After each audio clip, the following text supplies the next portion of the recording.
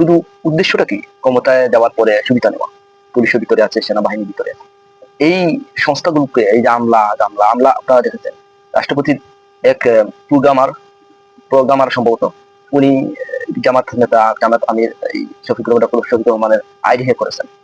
আপনারা বুঝেন কি ধরনের স্টুপিড একটা বিষয়, যে উনি একজন মন্ত্রণালয় থেকে বাংলাদেশের নির্বাচনকে, বাংলাদেশের একটি পার্টিকে সহযোগিতা করার জন্য কি ধরনের ষড়যন্ত্রে লিপ্ত।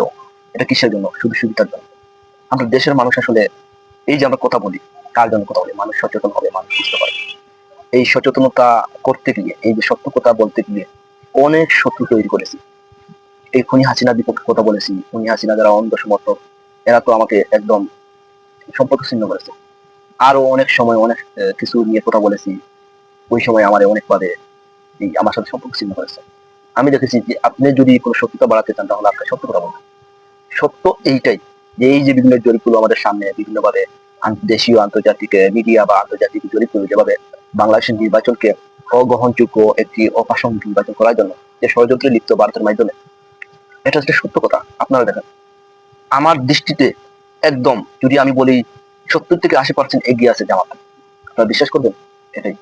আপনি যেই দিকে দেখেন না, কত হয়েছে এই উল্টো দিকে গিয়ে কেন বাংলাদেশের নির্বাচনকে এই বানচাল বা অগ্রহণযোগ্য করার জন্য একটি মহল লিপ্ত রয়েছে।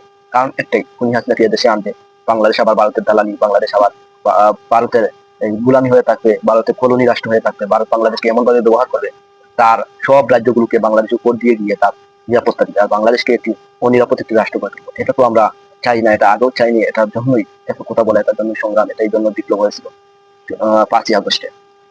এদেশে বিপ্লব আসবে, এদেশের মানুষ প্রতিবাদী, এদেশের মানুষ অন্যায় সহ্য করতে পারে না।